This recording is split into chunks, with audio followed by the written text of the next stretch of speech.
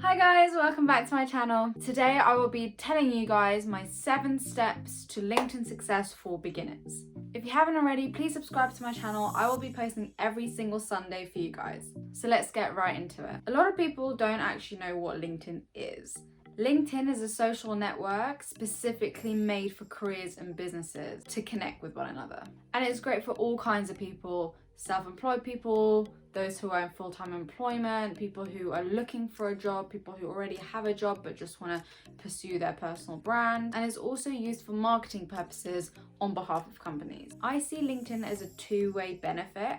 One, because it allows you to actually explore companies and find jobs on the platform, connect with people, but also because it's a great platform for others to find you, whether that is for a job opportunity or to collaborate with something or just to have a broader network. So I actually got LinkedIn when I was 18 years old. The reason why is because it was the time where I was applying for university but also for apprenticeships, and because of apprenticeships included a lot of assessment centres, interviews, and because it's more of a professional job environment, a lot of people recommended to me that having a LinkedIn account will really benefit me, not only to find apprenticeships or jobs, but also when they actually go look at my profile, they can get a bigger personality and overview of who I am more than a CV might.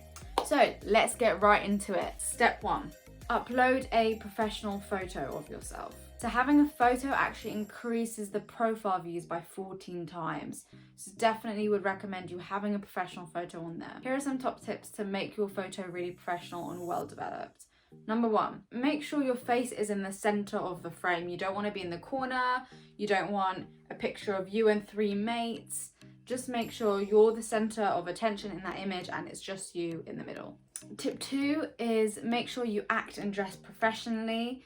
I'm pretty sure you wouldn't want an employer seeing you in a very revealing outfit in the middle of a nightclub with loads of alcohol in your hands. So just be careful what you put up. Try and dress pretty modestly and put on a professional outfit. It doesn't have to be a suit, but you don't also want to just be in very casual outfits unless that is what you want your personal brand to come across, which a lot of individuals do, and LinkedIn is changing a lot. People are trying to become more of themselves rather than painting this photo of themselves that they're not actually themselves. That was a lot of themselves. And then my third tip is just have a nice, pretty simple background. You don't want something super distracting to bring the focus off yourself, so have something either quite plain like that, or just something that represents you, your workplace, where you live perhaps, anything like that. The second tip is have a LinkedIn cover photo. So this cover photo comes behind your profile image at the very top of your profile. The purpose of this, I'd say, mainly just tells a bit more about you in a photographic form. Here are some ideas that you can use as your cover photo. The first one is show yourself at work. The background could be a workplace, in the office, so within like a working environment. The second thing can be just representing your workplace, so maybe outside of the building or the logo, anything quite quirky, cool, and simple. The third thing you could do, and a lot of people do, is having a quote as your cover photo. So for instance, anything is possible. Like any quote that basically resonates with you, you can have that. Tip 3 is write yourself a headline. A good template to use for this headline is your job / company plus keywords plus you. And what I mean by this, for instance, the job title and company gives the relevance of your profile. The keyword section reveals industry knowledge and it also makes you more searchable. And when I say you, I just mean bringing out a bit of your personality. So the fourth step is to write yourself a summary. This actually comes below your location, your title, your job, and you can write up to 2,000 characters in there. It's basically an opportunity for you to summarize a bit about yourself, communicate your brand, as well as any specific keywords that you really want to get in there. Fifth step is just to describe your experience in the experience section. So for each experience you add, take experience, for instance, as a new job that you've done in the past or are currently employed in. There are some simple criteria that you have to complete. For instance, the company name, the job title, the duration you've been at that work and whether you have or have not got an end date, the location, and then a job description. And all of this, you can actually manually write this out yourself. If this is the first time you're doing this and you're really stuck on where to start, one great place is to go back to the CV you have, and either copy and paste, for instance, your job description or the responsibilities that you have under a job role, and then start to tailor it a little bit just so it's a bit more LinkedIn suitable and it flows better. In order to have a good format, you might want to use these two structures. So the first one, you might want to state your key responsibilities, and then the second part, you might want to emphasize the achievements that you've got through that role. It's basically a way to show off that I'm really good. Then we've got our sixth step, which is filling out our education section. There's a search bar which you can start searching in your university or college, and it will usually come down with a drop down menu that you can click on. The benefits of this, it usually comes with an icon and a logo, which just makes it more visually appealing and more credible. The next step is actually adding skills. There's a section nearer to the bottom of your LinkedIn profile where you can add specific skills that you think represent you. You can list up to 50 skills on LinkedIn, and it's up to you how many you want to upload. I'd recommend you doing over 10 skills for multiple reasons. One is because you're proving yourself to be more competent, but again, don't add skills for the sake of it if you actually don't have this. The more skills you have, the more searchable you become on the LinkedIn algorithm. It's just a really great way to showcase your skills and make them visible to other people, whether they're headhunters or ordinary connections as well. One thing I want to point out in the skills section is that skills can actually be endorsed by other people, and you can also endorse others.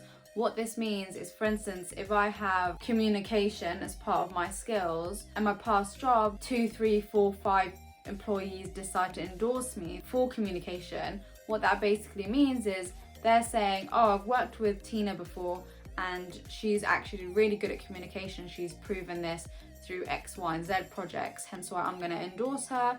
And what that means is where your skills are, it will say communication endorsed by 6 people. Or when other people want to come and view your profile, they're actually getting this credibility saying that, okay, she's not only stating herself that she's good at communicating, but others have also endorsed that. Last but not least, and most importantly, the whole purpose of the platform is make connections. As a starting point for beginners, I'd recommend you starting to connect with people you've worked for in the past, people you are friends with, who you studied with, socialized with, and basically work your way outwards. How it works, generally speaking, is that the more connections you have on LinkedIn, the more visible your profile becomes. But on that point, don't start adding and connecting randomers, because firstly, it's not going to really bring you much value, and also they're not likely to connect with you if they have no relation to you or if they don't see any benefit from connecting with you. However, saying that, if there is a specific industry you want to go into or specific kinds of people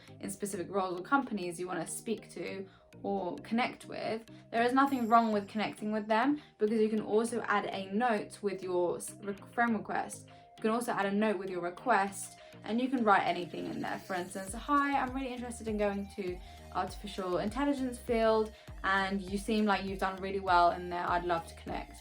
Something like that. And that's pretty much it. 8 simple steps just to get you onto LinkedIn platform, create your profile, fill in the basics at the least, just to get your name, your personal brand out there. And you can use it for your benefit, whether you're finding a job, you're looking to hire someone, or any other purpose. I really hope you found this helpful. If you have, please subscribe to my channel, comment down below and give it a thumbs up, and don't forget to hit the bell button as well to make sure you don't miss another video. As always, if you have any other suggestions on what you'd like me to discuss or tell you about, please let me know in the comments down below.